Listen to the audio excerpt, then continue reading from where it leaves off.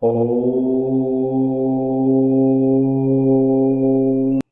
Namaskar.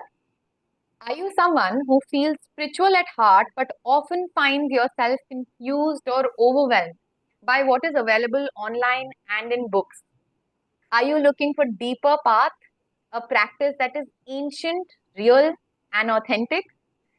Are you someone who's looking to understand the deeper truths of spiritual life from people who are themselves following the path? If yes, then this podcast is for you. I welcome you to the very first episode of this podcast, Talk on Shaktipat and Siddha Mahayoga. I'm truly honored and humbled to be starting this journey with you all. This space is born out of the blessings and visions of my gurus to bring clarity, truth, and simplicity to a path that is often either misunderstood or barely spoken about. We'll be talking about Shaktipat, Kundalini awakening, Siddha Yoga, and the inner journey of a spiritual life. My hope is that this podcast can offer real guidance, dispel myths, and share genuine spiritual wisdom that has been passed down through a living lineage, the Shaktipat Parampara, through the gurus who walk the path themselves and not just talk about it.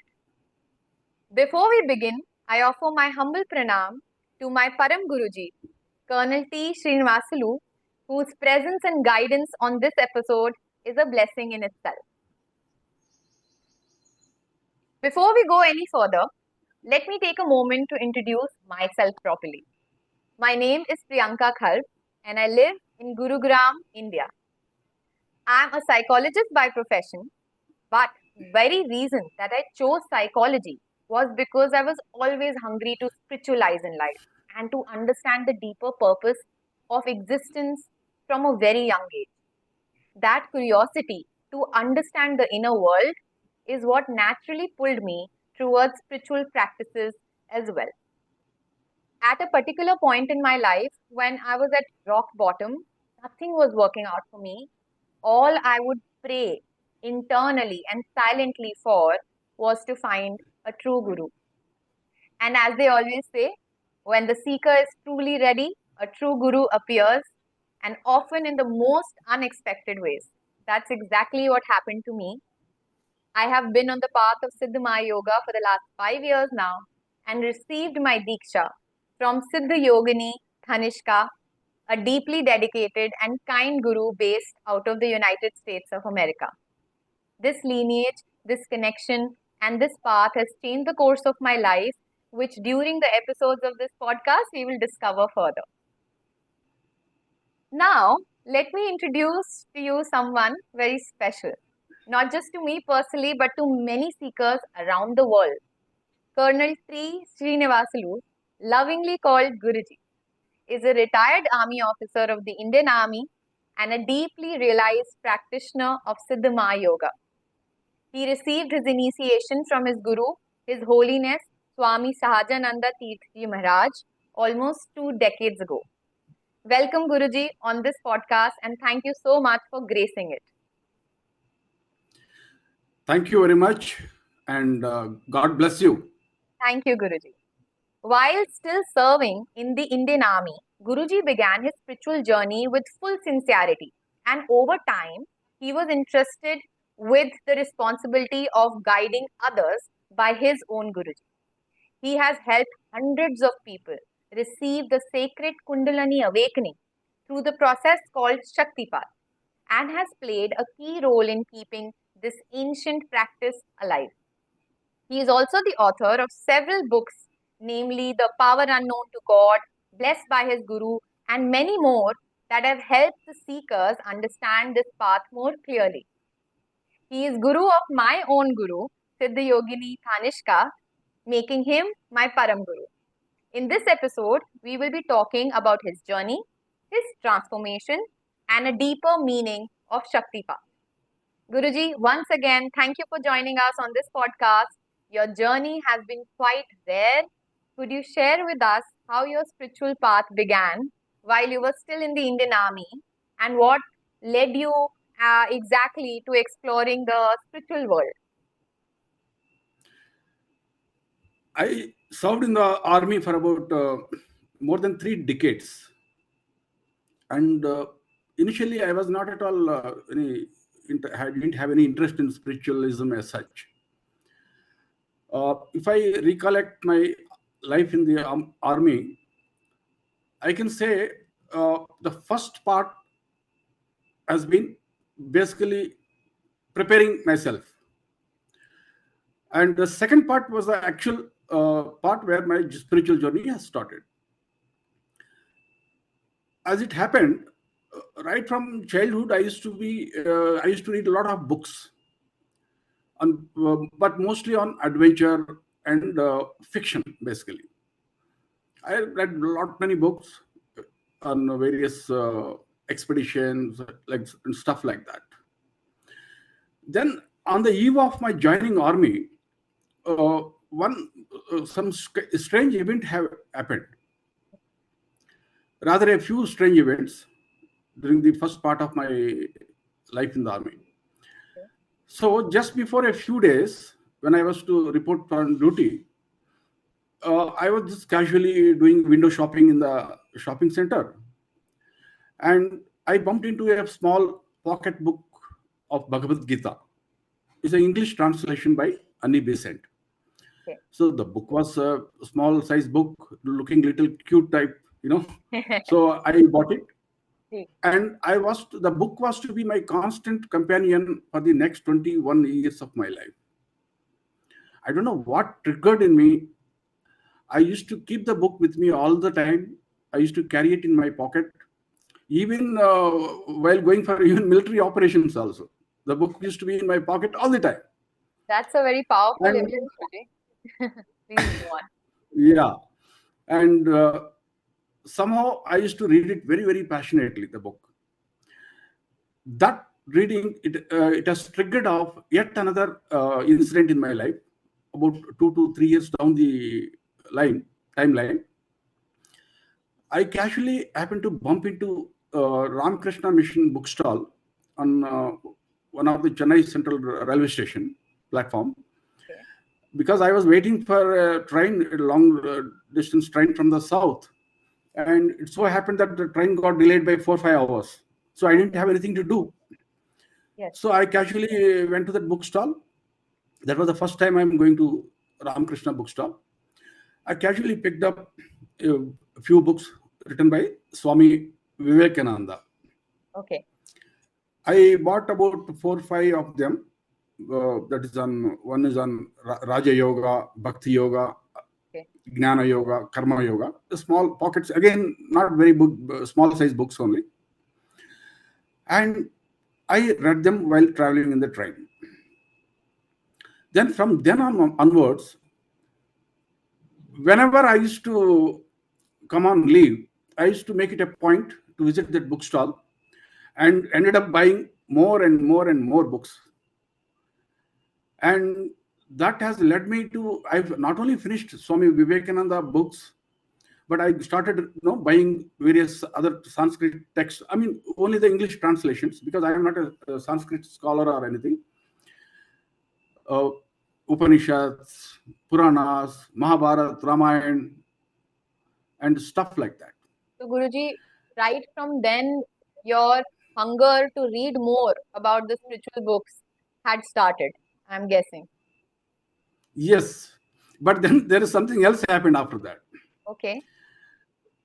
Yet another kind of unexpectedly, I was doing window shopping in Connaught Place in New Delhi, and I bumped into another author. His name is Sir John Woodruff. Otherwise, his pen name is Arthur Avalon. He's, I think, contemporary of Swami Vivekananda. He lived about roughly around that time. So I bumped into one of his book, The Serpent Power. The Serpent Power. Okay. Yeah, The Serpent Power. And I picked up the book. That was the first time I'm really reading now about the Kundalini energy. Okay. Otherwise, I didn't have much knowledge about that earlier. Earlier, you were reading philosophical books about scriptures. Yes. Okay. Now the practicals have, it is, you can say that it is about practicals. Yes, Guruji. So, but then even this book also, he dealt with that book about the intricacies of this thing to some extent. Hmm. But yet, that's also mostly theoretical only in nature, Hmm. Hmm. Hmm. as I will explain you later on. Hmm. Because the experience is somewhat different, and the theory is always, it only gives you a general idea about it. Of course, Guruji. Theory is always the first step, but then finally we have to progress to practical knowledge also. Yes, But yes. I But remember reading in your book, Power Unknown to God, that you also picked up books on physics, quantum physics, metaphysics. Where did that interest also yes, come in? yeah. Again, while I was reading these books by Ardra Avalan, yet another incident happened that Hmm. was also unexpectedly.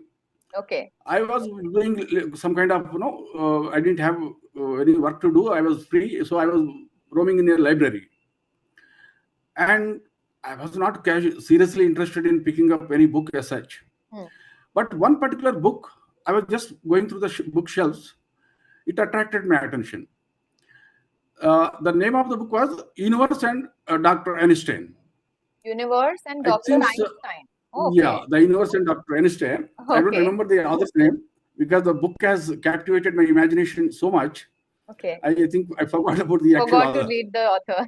Yes, Guruji. Yeah, that. But then it seems the author himself was a colleague of Einstein who lived at that time, and because Einstein himself has written the introduction to that book, Okay. then that book has played up my imagination. I started, by borrowing more and more books on theoretical physics thereafter. On physics. Basically, the popular books, not the technical stuff, Hmm. the popular books written on theoretical physics and quantum mechanics. Very interesting, Guruji, that you were So, blending yeah, the knowledge of spirituality and spiritual truths with physical concepts also. yes. In the later years, when I tried to digest all this stuff, and I started getting a new insights, and my perception started changing about the things. So, in that way, these books helped me to some extent. Yes.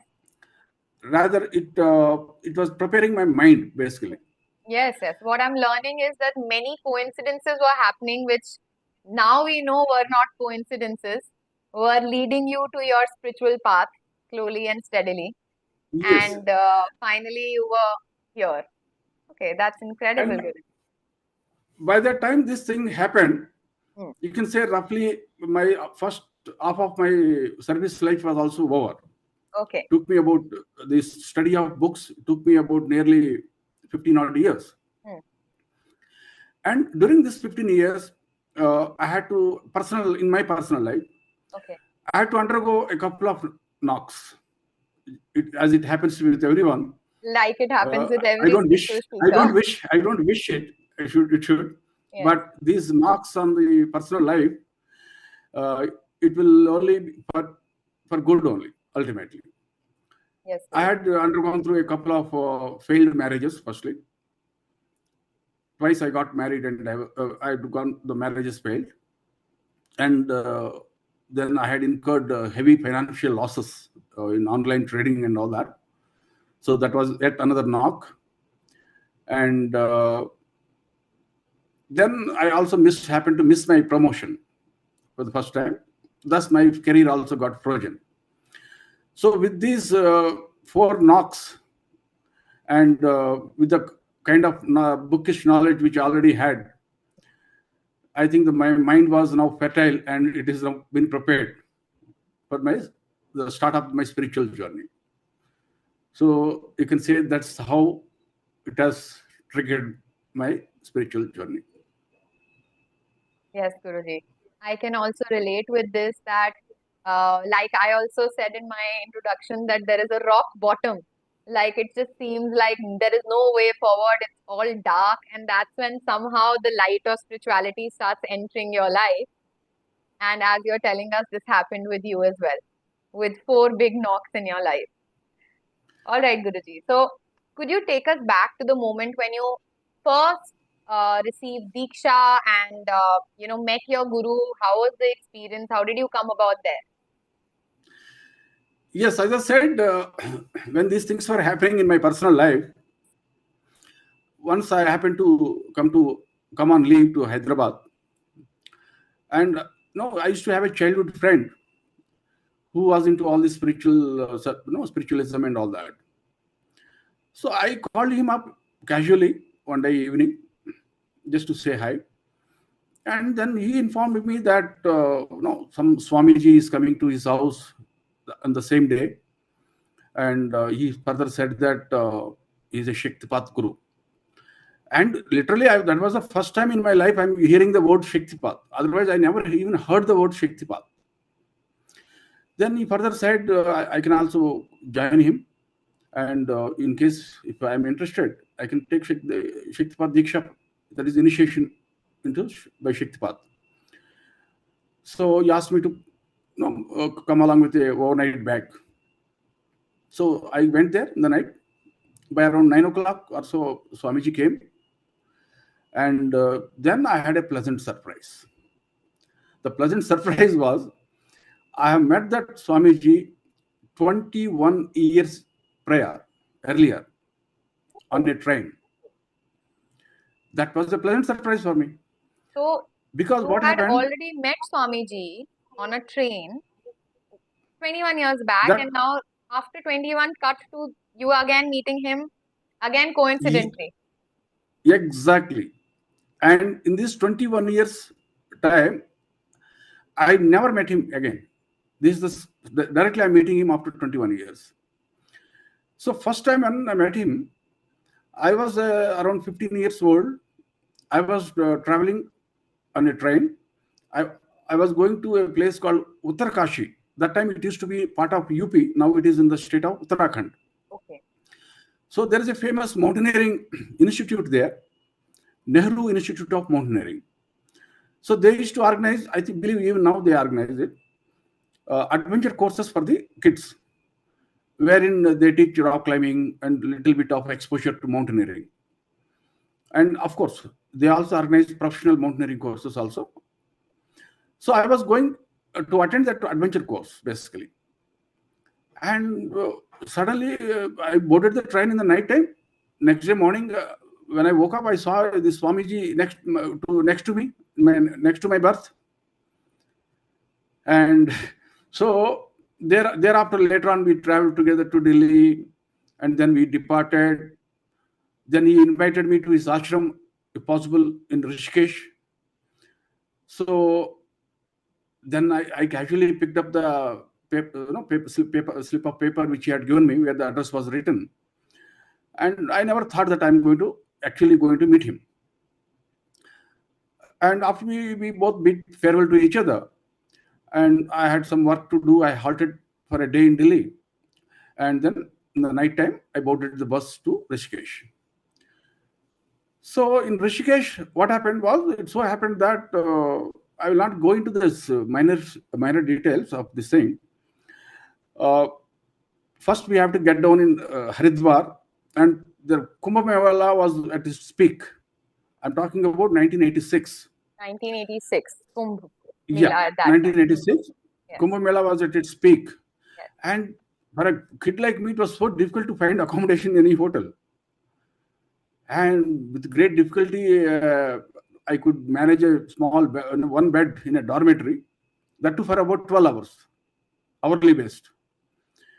And next day, I had to do my return journey reservation first before proceeding to Uttarkashi. And there was, because of the heavy rush, although there were so many counters established by the railways, it took me a long time before I could get my reservation done. And the last bus to Uttarkashi, in those days, night travel was, I think, banned. And the last bus has already left by around 12 o'clock in the afternoon. So I missed my bus to Uttarkashi. And then if I have to spend the second night in Haridwar, it would have costed me a lot of money again.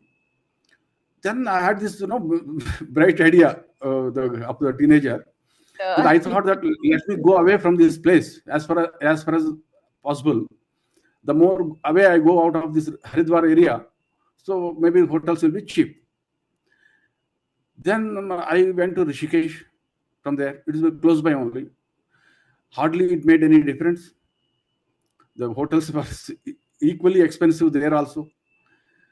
Then I didn't know what to do. Then someone suggested me I can catch a bus and go to a place called Tehri on the way to Uttarkashi. There's a small town called Tehri. Okay. They said that maybe you will get the hotels very cheap. So then, but then unfortunately, I missed my bus, the last bus to Tehri also.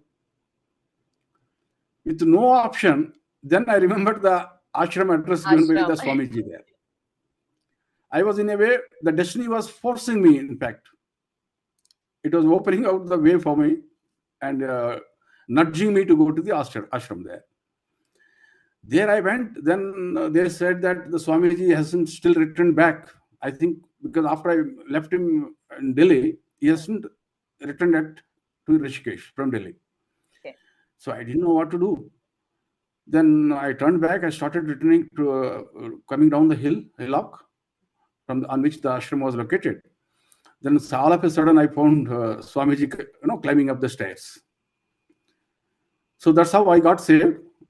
I spent a night in the Rishikesh ashram, and next day morning I left the ashram, bid farewell to Swamiji, and never to see him again for 21 years. 21 years. Yeah. And now on that day in Hyderabad, I met him. I recollected the entire sequence of events. I told Swamiji. Obviously, Swamiji also recognized me when I narrated the story, because he hosted me for a night in the ashram. So that's how he remembered me. Although he couldn't recognize my facial features and all that, but we recollected that incident. And next day, after meeting His Holiness around in the night, 9 o'clock, next day, early morning, 4 o'clock, we all sat for me along with some more people. And the Shaktipat ceremony was performed. And but then nothing had happened to me. I was told that when the Shaktipat is done, immediately there are going to be a lot of reactions in the body, etc. Which we refer to as kriyas. The reactions yeah, they refer to as kriyas. Yes. They refer to as kriya. Yes. The reaction is referred to as kriya. And nothing happened. I didn't feel anything. So that's all about. But then it took me 2 years later when the kriyas, the reactions have begun in full blown. Okay. So what happened after this is, during these 2 years, His Holiness made me perform a lot of mudras, pranayam, some mudras like Kapalbhati, Bhastrika, and one Shanmukhi mudra also I used to practice. And he also made me perform some sacrificial fire also regularly, once in a while. Of course, I can't reveal the mantra and the goddess now, to whom the sacrificial fire ceremony was being done. Like that, I used to do all these things which His Holiness told me to do. So basically, what I'm understanding from you, Guruji, is that it is not necessary for kriyas to start dramatically on the spot at the time of initiation. For example, if in my case, they had started instantly on the very first minute of the diksha that had started. For me, kriyas had started to begin. But then from what I'm learning from you is that it can even take a long time like it took for you. 2 years is a very long time. Yes, I will explain to you later on why it happens that way. Okay. In a nutshell, all I can say is, suppose you want to light up fire to a haystack. There is a lot of grass, and you want to light up fire. You want to burn it down. Suppose if the grass is wet because of rain or something, obviously, even if you light fire, it won't catch. The fire will not rage. The condition has to be proper. Conditions have to be ideal. It means the grass has to be dry, and it should be preferably, in the afternoon time when the sun is hot. No, earlier you are trying to light the fire while it is raining. Firstly, you can't do that. Secondly, you don't even try to light a fire when, let's say, early morning, a lot of dew is there on the grass. The grass has to be dry. So similarly, when a person is receiving Shaktipat initiation, the awakening of Kundalini energy will take place when the conditions are proper in the mind. Of course, unlike this physical fire which we are trying to use, when the Shaktipat is done, it's spiritual fire. Therefore, it was not going to die down or anything. But then the conditions have to be met. Once the conditions are met, then the process will begin. So beautifully explained by you, Guruji, using this analogy of fire with spiritual fire and how the environment and the state has to be optimal for the fire to start getting ignited. So, as per you told me that for 2 years you were doing certain practices as per the instruction of your Guruji. Then what happened after those 2 years? Did the Kriya start? Yeah. Yes, of course, the Kriyas have started, but there was an incident that happened before that. Okay. His Holiness we were visiting Rishikesh ashram. That time I was in a place called Srinagar in J&K in India. So he told me to come and meet him there. So I have driven down from Srinagar to Rishikesh and met His Holiness, and His Holiness expressed interest to further visit Gangotri also there. So I decided to drive him to Gangotri. So on the way to Gangotri, we were having a lot of discussions we used to do on spiritual subjects. There is some topic on which we were discussing. This is known as mental worship. We call it Manasik Puja. Mental worship. Okay, Guruji. Yeah, it's mental worship. We call it as Manasik Puja in Sanskrit or Hindi, I think. Instead of, let's say, for example, going to a temple, you go and offer flowers to the god or goddess, to the statue of the god or goddess. Yes. And offer other things, and physically offer your obeisance. Instead of that, what you do here is, in mental worship, everything you do it imaginatively. You imagine everything. You imagine the temple, you imagine the statue of the god, goddess.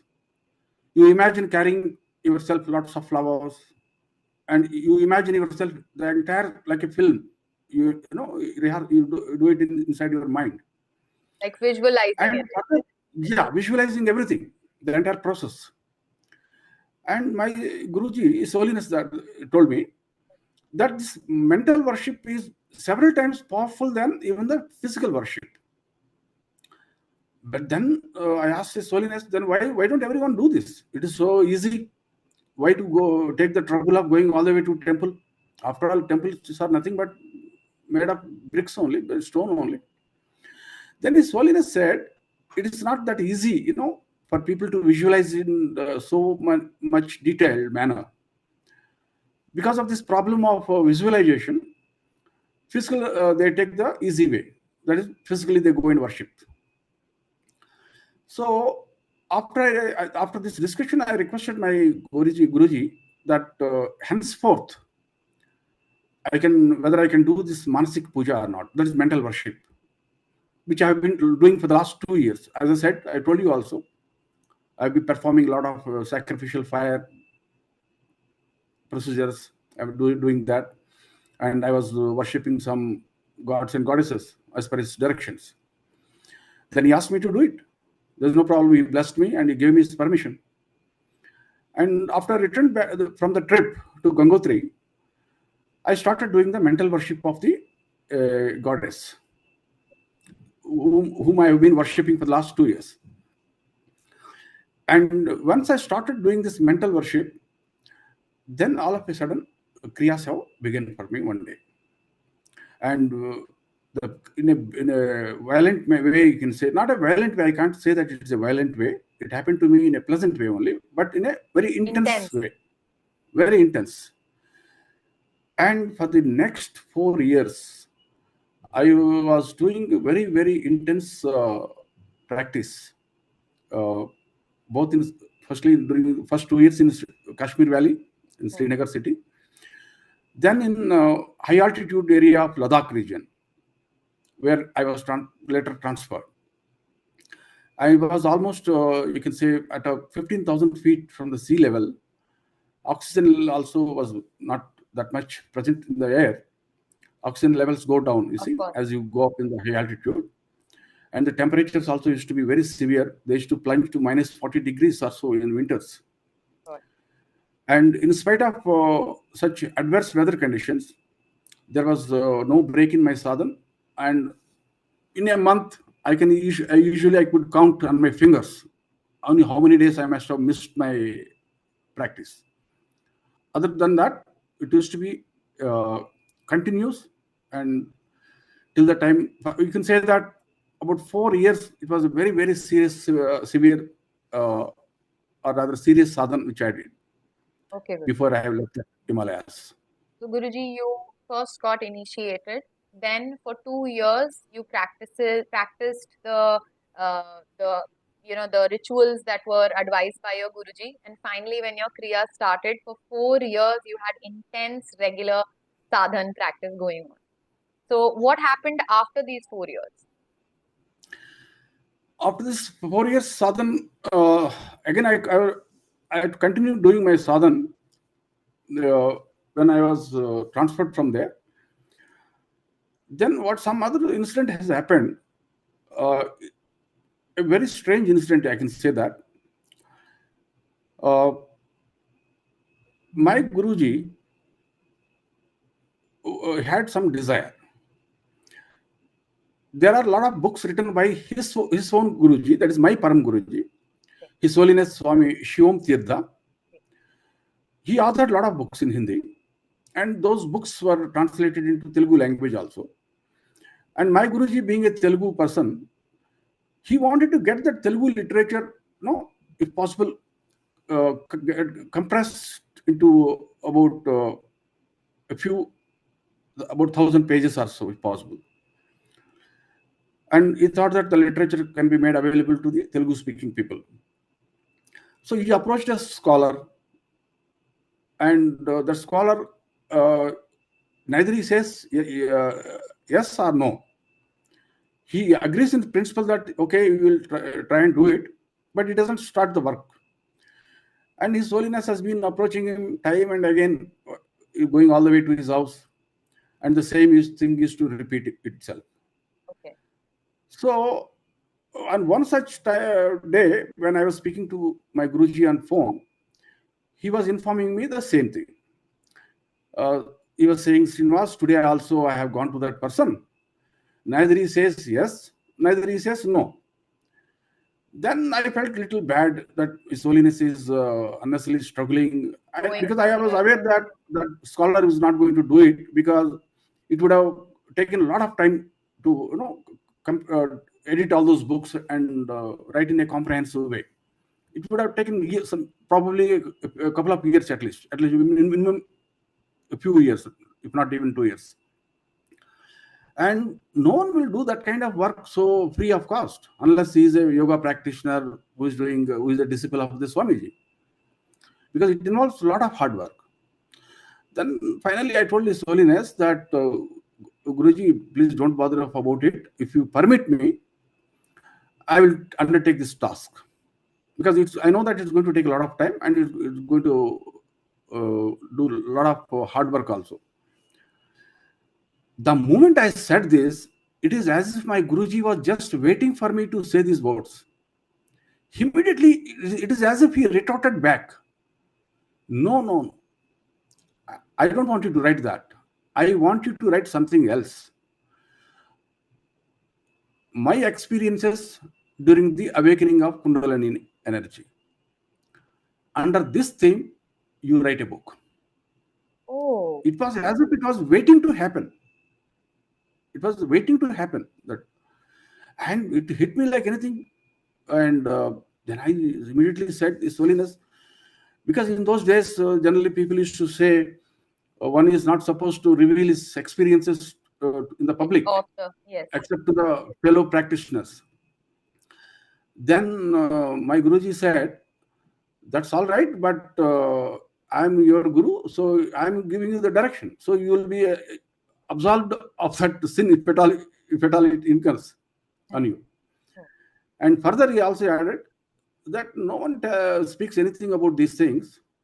Then how will the world will come to know what happens after Kundalini has awakened?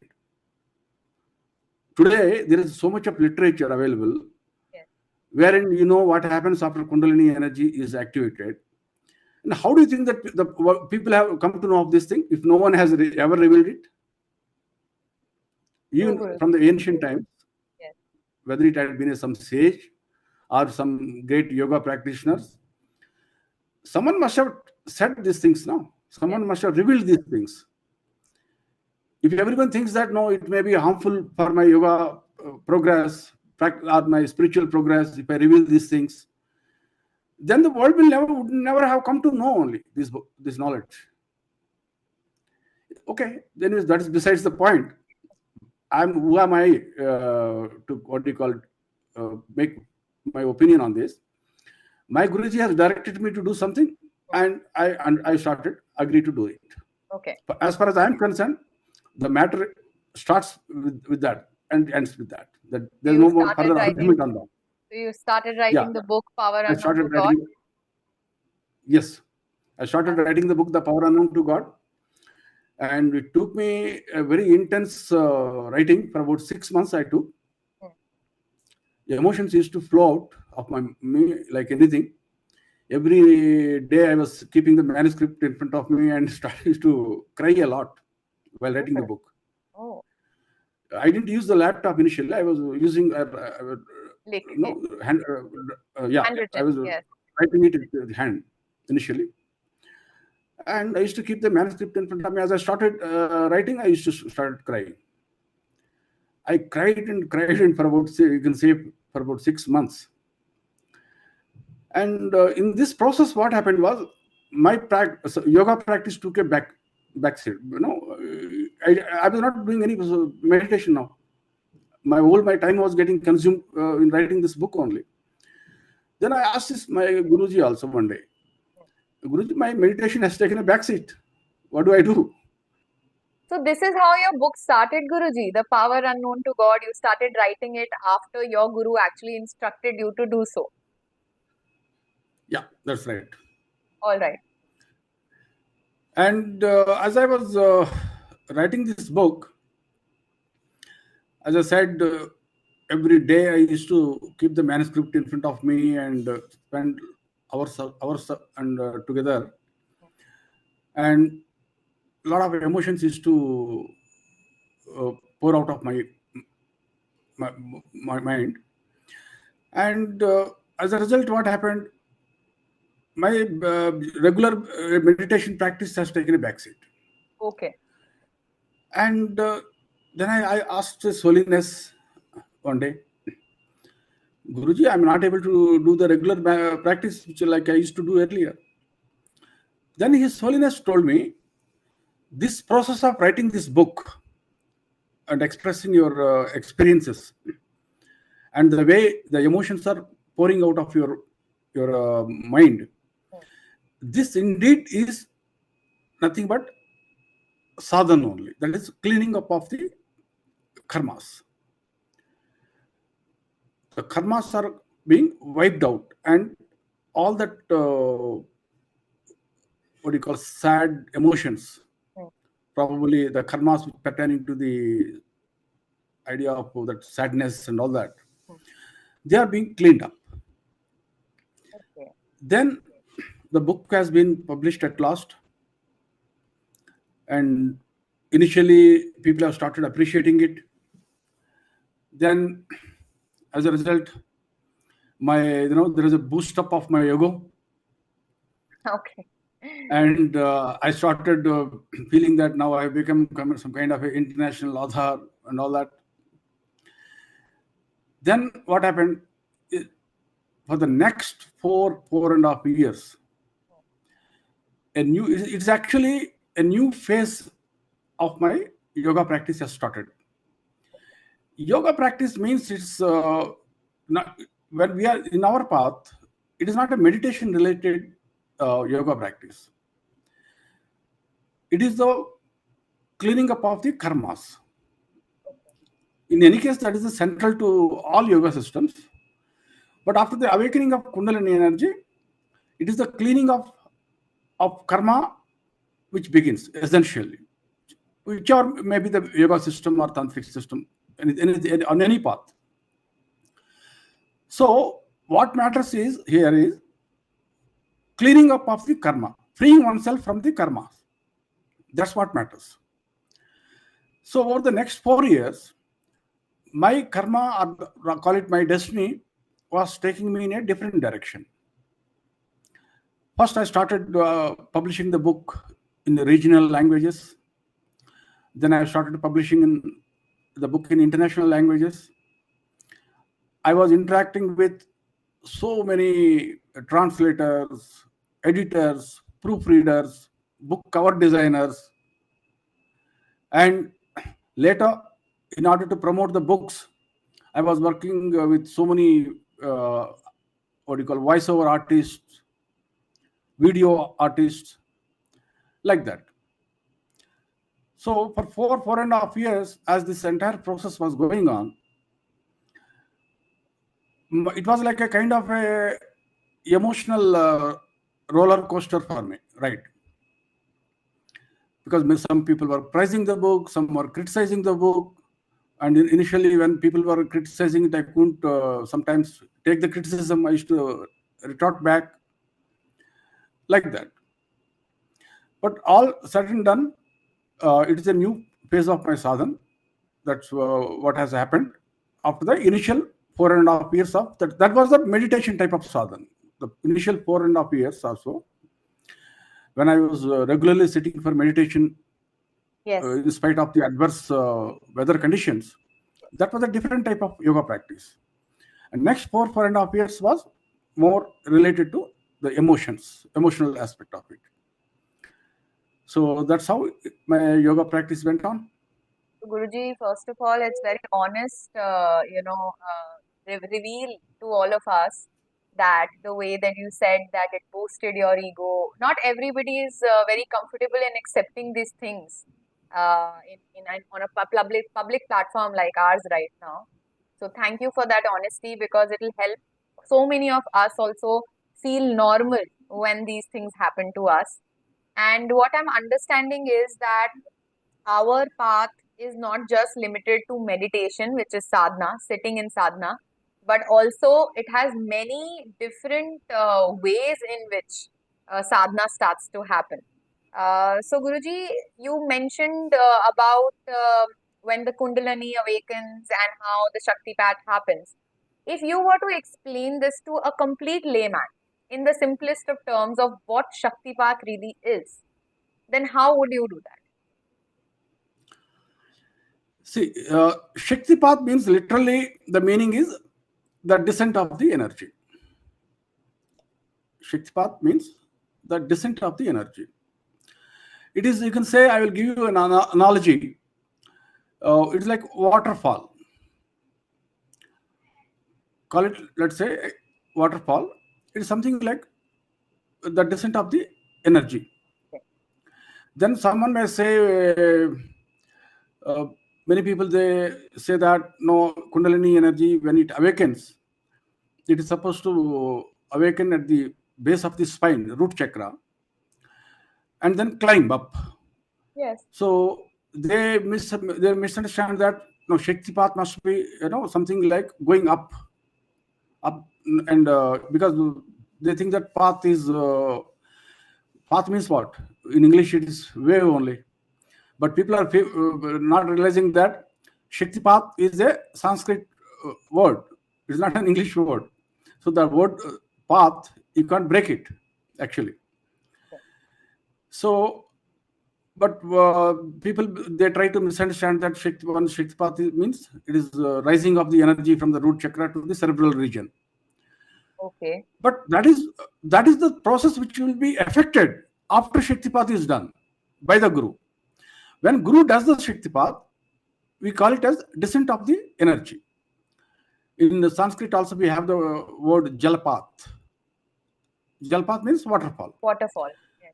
Yeah. Similarly, we have Shaktipat. Hmm. See, when a person, what happens is when a person is sitting on the ground, his root chakra is as it is at the ground level. So when a guru is on, performing Shaktipat from a distance, let's say that the guru is on the other side of the planet. So when the Shakti is reaching the disciple to awaken the Kundalini energy, it is obviously falling from above only, na? Okay. Hmm. Because the disciple is already sitting on the ground. Yes. So his root chakra is already at the ground level. Yes. So something is coming from above only, na? Makes sense. So that's why we call it the descent of the energy. I hope it is clear now. Yes. So a guru basically showers, or you can say descends the energy onto the sadhak. So it's from top to below, like a Yes. waterfall. Yes. Okay, Guru. Energy will descend. It's a descent of the divine blessing, you can say that. Ji. And after it awakens, after it activates the Kundalini energy at the root chakra, Hmm. the Shakti returns back to the Guru. Okay. Thereafter, whatever happens after that, it is all ascent of the energy now. Okay. First is the descent.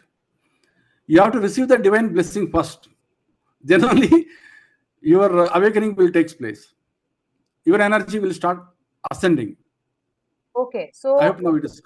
if I'm understanding it correctly, Shakti, the process of Shaktipat is nothing that the sadhak is doing.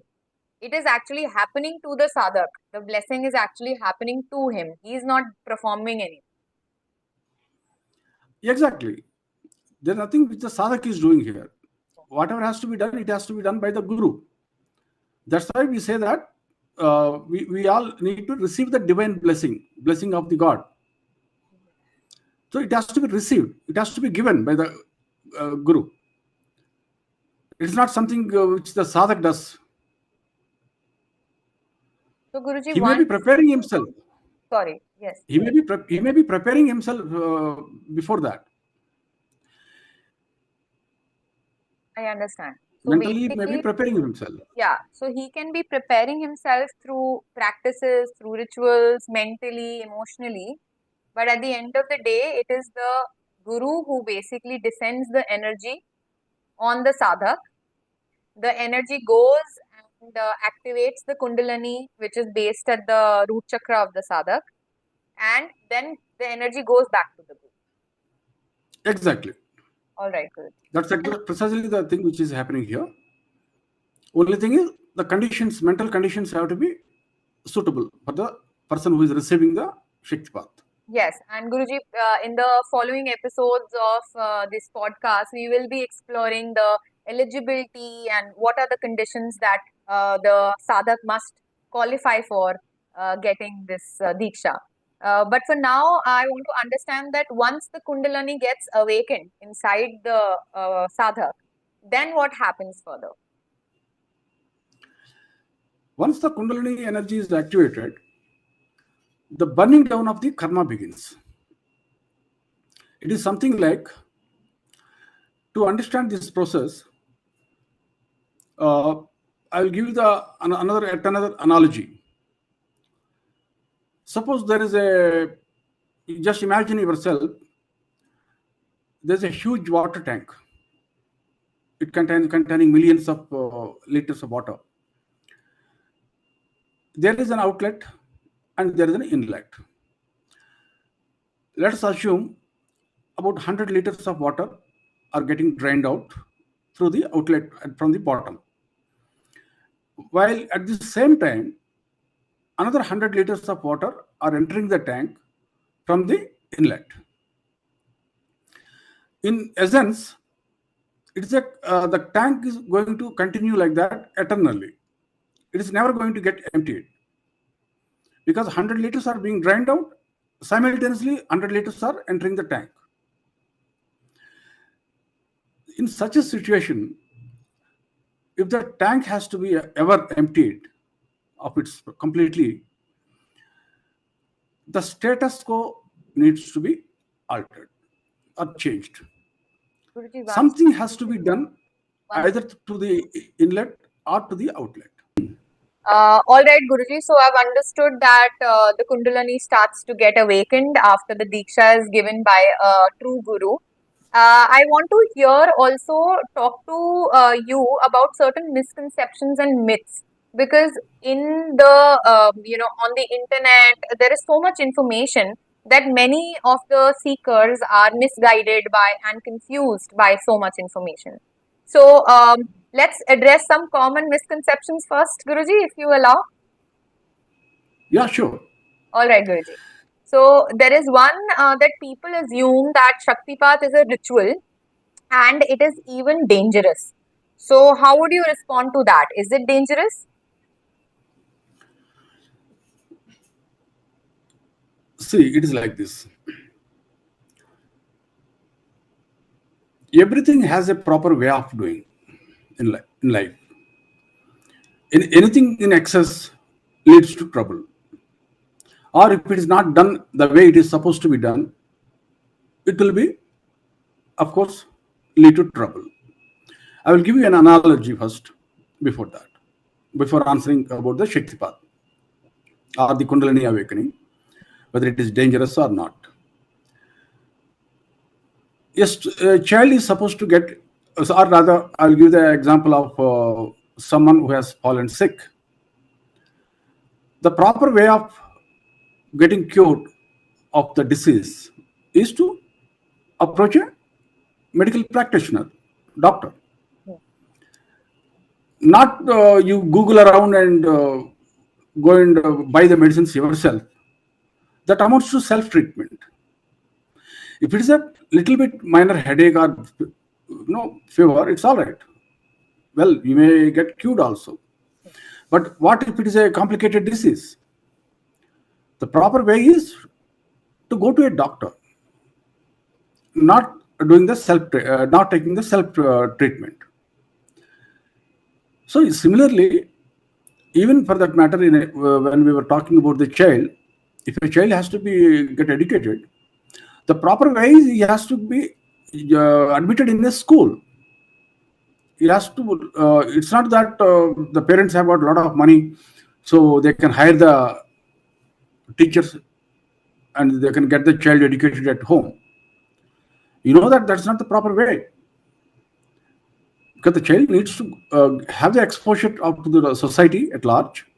He needs to mingle with the fellow other students. That's how his character building begins. So similarly, when we talk about awakening of Kundalini energy or practicing any yoga system or tantric system for that matter, there is a proper way of doing it. The person needs to approach a qualified, authentic guru, preferably in a lineage, and then start his yoga practice. When it's done in that proper way, then there's nothing to worry about it or fear about it.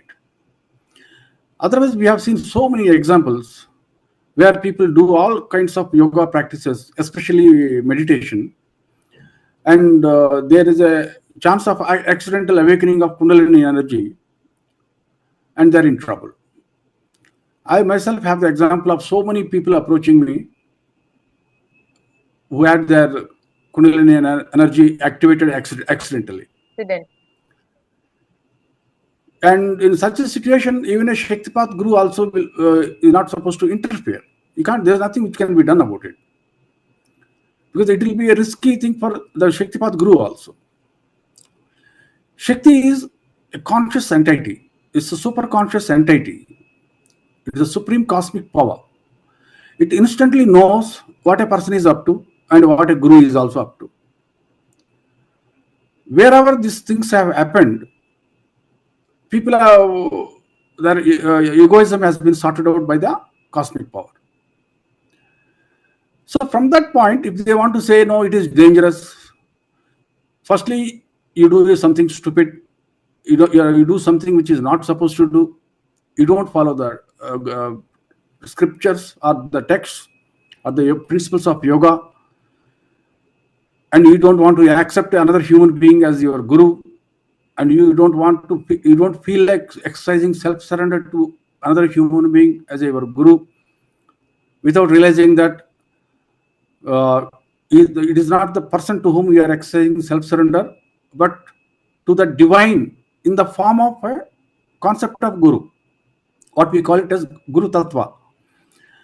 Without realizing that, with the egoism, if the people practice that on their own, then what do you expect? Obviously, it will be dangerous. And it will be dangerous indeed. If accidental awakening takes place, there could be total paralysis of the body, or maybe the sexual organ may get impacted. People may become psychologically ill. They may have to be written off to mental asylum. So many things can happen, and modern science will not be able to come to help them also. Understanding, yes. Yes, it is from that point. Otherwise, if it is Shaktipat is done by a proper authentic guru, then everything will be normal. Everything will be proper. So, Guruji, such people. Yeah. What I understand is that Shaktipat in itself is not dangerous if it is done by proper method and followed by the scriptures under an authentic guru. Then the guru takes care of the sadhak. But if people do try things and try to do it themselves, then yes, it can turn into an accidental awakening, which may be dangerous. Am I right, Guruji? Yes, it is. In fact, even driving for that matter, you want to learn driving, is it not risky without supervision of someone who knows driving? That's a good example. If you try to learn driving on your own, it is dangerous for you also. It is dangerous for the people who are moving on the street also. Yes, sir. Definitely. So everything needs to be done in a proper way. Then everything is safe. These kind of aberrations, these kind of aberrations are for those who don't want to do the things in the proper way because of the ego issues. Another clarification. I hope understood. You got the crux of it.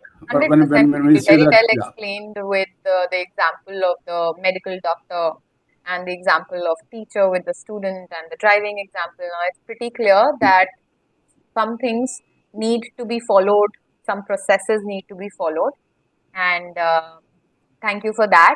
Another misconception or maybe just a clarification, is Kundalini awakening same as Shaktipat? Yes, of course. But then there is something else also which happens in Shaktipat. Kundalini is awakened with Shaktipat procedure. And for many people, Kundalini energy is already active from their past life. In such people, the energy will now get stabilized. Because what happens is, once the energy is awakened for anyone, it is forever. It will never die down after that. It may become dormant, but it will never die down. Suppose someone had done serious yoga practice last birth. Let us take the example of, let's say, any particular yoga system like meditation-based Ashtanga yoga or what we call Raja Yoga. Now, he had all his life, he had performed various, they followed the Yama, Niyama, various parts of the Ashtanga yoga system. Yes. Pranayam, and then did a lot of performed asana practice, and then did lots of meditation. Finally, the Kundalini energy has been awakened. But by then, his life is also over, and he must have either died of natural causes, or maybe either he would have died of some diseases, or he must have met with some accident and died. Now the energies are already awakened for him when he takes birth in the next life. But the energy is in a state of unstable condition because he has left a previous body and assumed a new body. And in order to practice this yoga, Again, the principle of guru and the disciple can't be violated. That means a person can't start practicing yoga on his own again. That will be violation of the basic principle. Just we talked about earlier. How there is a proper way for everything. So, but at the same time, there is no need for him to practice the Ashtanga yoga all over again. Wherever he has left that yoga in his previous life, the yoga practice will begin for that person exactly from that point onwards. So for such person, he doesn't need another Ashtanga yoga guru. What he needs is a Shaktipath guru. So when the Shaktipath is performed on such person, the Shakti is now stabilized in a way. Something like, I'll give you another analogy of boiling water in a vessel. Suppose you are cooking some hard variety of lentils or something. You can't put the fire in full high temperature all at once. It may not get boiled properly. For that, you will have to put the stove in a kind of simmering mode, so that on a low heat, it starts boiling. In that way, the lentils are cooked thoroughly and properly, not just superficially. Same is the situation here also. Unless the Shakti is stabilized, the big burning of karma doesn't happen proper way. It will happen in a very opposite way. And in any case, in those people who have just come to I will talk about the conditions which are required for the performing Shaktipat later on. When for certain people, where the conditions are almost approaching the kind of a optimum way, then when the Shaktipat is performed on them, Kundalini energy is directly awakened. Okay. For the first time. So Kundalini awakening, Guruji, is basically the awakening of the energy, and Shaktipat is a process which gives it stability. Can I put it that way? No, not like that. See, Kundalini energy is anyway gets awakened after the Shaktipat is done. But Shaktipat is the technique which is used to awaken the Kundalini energy. Also, to stabilize the already awakened Kundalini energy. Oh, that's so there are two components in this. That Shaktipat is the technique used to awaken the Kundalini energy and to also stabilize the already awakened Kundalini energy. That's a very nice understanding. All right, Guruji, that was very, very insightful, the entire episode, and we are at the end of this episode for today. But definitely, we promise our audience that we will come back with many such episodes. As we've seen today, that Shaktipath isn't just a word or a concept. It is a sacred transmission that begins an inner transformation, a silent unfolding of something divine within us. In our next episode, we will go deeper into the larger system that carries this sacred technique, which is called Siddha Mahayoga. What does it mean to follow this path? What happens after receiving Shaktipat? And why is it known as a path that works silently, naturally, and powerfully without any struggle? Guruji will be answering all this and more, including how this yoga is practiced in daily life and how it supports spiritual evolution in a world full of distractions. Until then, thank you so much for listening. May this be the beginning of a deeper journey for all of us. Thank you.